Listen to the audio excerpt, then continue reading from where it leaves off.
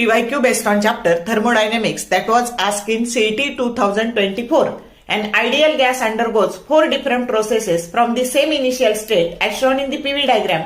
4 processes are adiabatic, isothermal, isobaric and isochoric.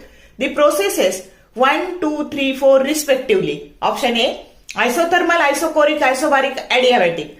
B, adiabatic, isobaric, isochoric, isothermal. C, isochoric, adiabatic, isothermal, isobaric. And D, isobaric, isothermal, adiabatic, isochoric.